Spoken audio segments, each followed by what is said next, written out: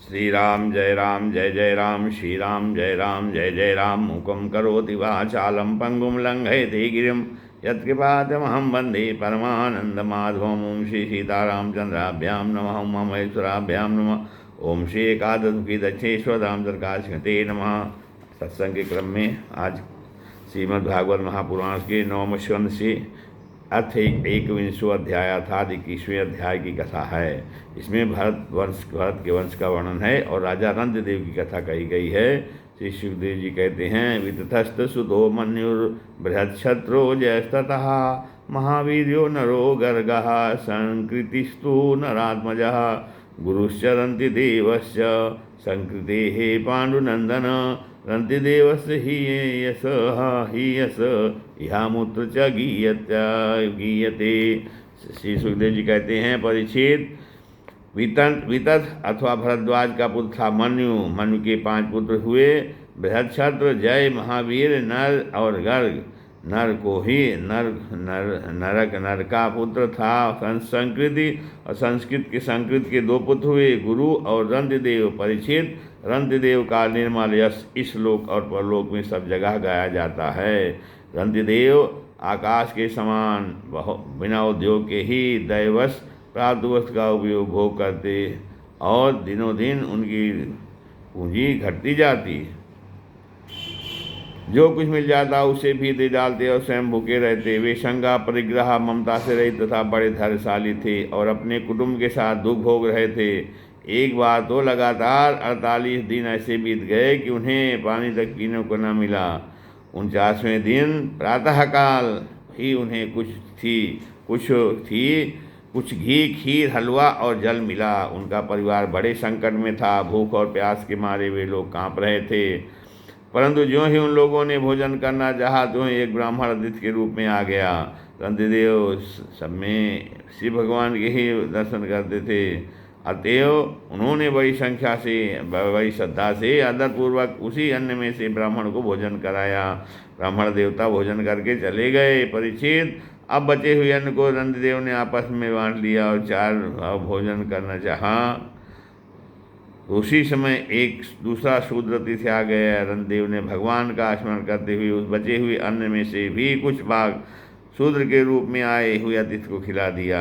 जब शूद्र खाकर चला गया तब कुत्तों को लिए हुए एक और अतिथि आया। उसने कहा, राजन, मैं और मेरे ये कुत्ते बहुत भूखे हैं, हमें कुछ खाने को दीजिए। रंतिदेव ने अत्यंत आदर भाव से जो कुछ बच रहा था सबका सब उसे दे दिया और भगवानमय होकर उन्होंने कुत्ते और कुत्तों के स्वामी के रूप में आए हुए भगवान को वरदान दिया। अतः भगवान को नमस्कार किया था। अब केवल जल ही बच रहा था और वह भी केवल एक मनुष्य के पीने भर का था।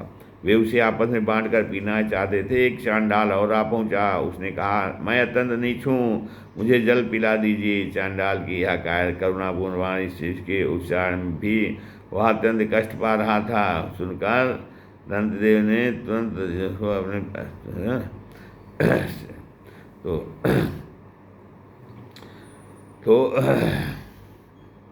चांडाल की वह करुणापूर्ण वाणी जिसके उच्चारण में भी वह अत्यंत कष्ट पा रहा था, सुनकर रंतिदेव दया से अत्यंत संतप्त हो उठे और वे अमृतमय वचन कहने लगे।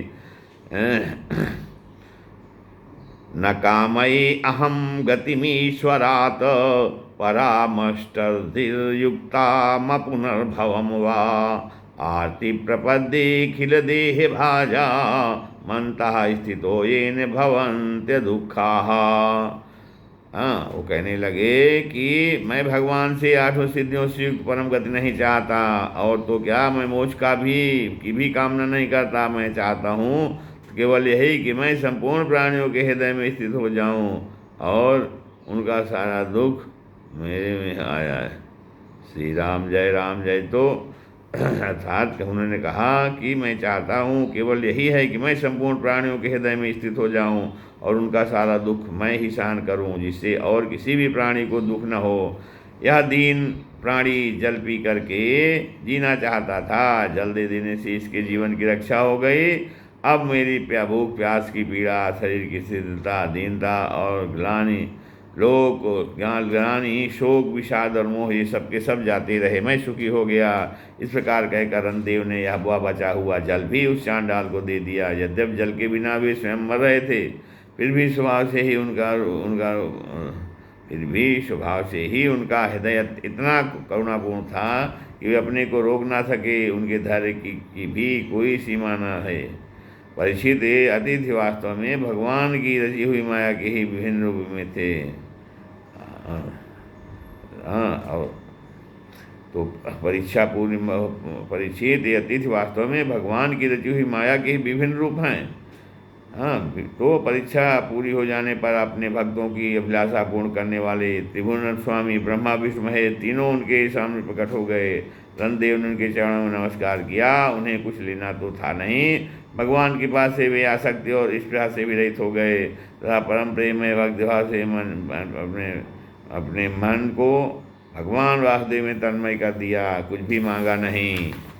और परीक्षित, उन्हें भगवान के सिवा और किसी भी वस्तु की इच्छा तो थी नहीं। उन्होंने अपने मन को पूर्ण रूप से भगवान में लगा दिया, इसलिए त्रिगुणमयी माया जागने पर स्वप्न दृष्टि के समान नष्ट हो गई। दंतदेव के अनुयायी भी उनके संग के प्रभाव से योगी हो गए और सब भगवान के ही आश्रित परम भक्त बन गए।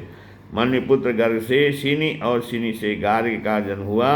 यद्यपि गार्ग क्षत्रिय था, फिर भी उससे ब्राह्मण वंश चला। महावीर का पुत्र था दुरितक्षय।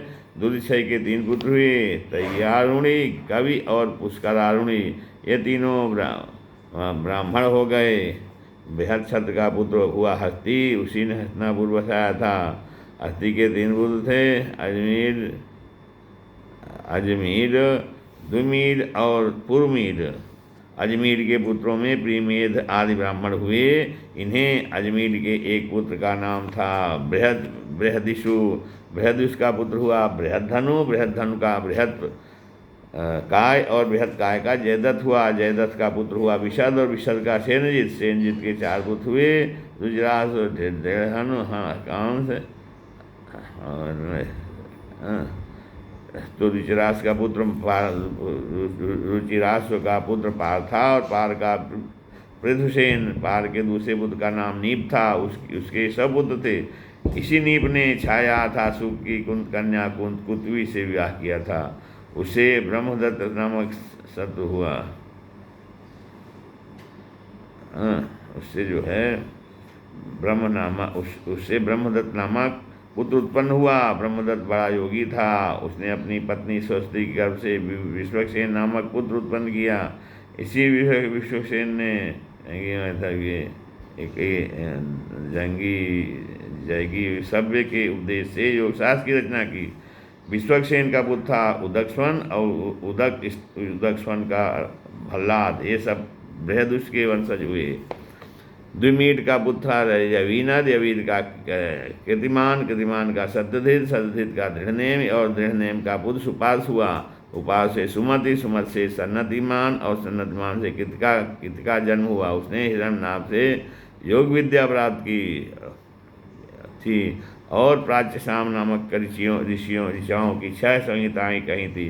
कृतिका पुत्र नीप था। नीप का उदायुध उग्रायुध। उग्रायुध का क्षेम का सुवीर और सुवीर का पुत्र था रिपुंजय। रिपुंजय का पुत्र था बहुरथ। द्विमीड के भाई पुरमीड को कोई संतान न हुई। अजमीड की दूसरी पत्नी का नाम था नलनी। उसके गर्भ से नील का जन्म हुआ। नील का शांति। शांति का सुशांति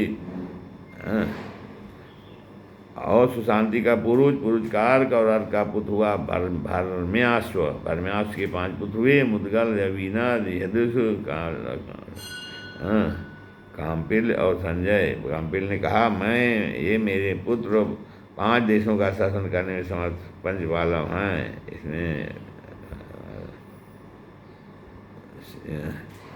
तो मेरे पुत्र 5 देशों का शासन करने में समर्थ पंचालम हैं, इसलिए ये पांचाल नाम से प्रसिद्ध हुई। तो इनमें मुदगल से मौदगल नामक ब्राह्मण गोत्र की प्रवृत्ति हुई। भरम्याश्व के पुत्र मुदगल से यमज जुड़वा संतान हुई। उन्हें पुत्र का नाम था दिवोदास और कन्या का अहल्या। अहल्या की विवाह महर्षि गौतम से हुआ। गौतम के पुत्र हुए सदानंद। सदानंद का पुत्र सद्दित था। वह दोनों विद्या में अत्यंत निपुण था। सद्दित के पुत्र का नाम था सद्वान। एक दिन उर्वशी को देखने से सद्वान का वीर मूंज के झाड़ पर गिर पड़ा। उसे एक शुभ लक्षण वाले पुत्र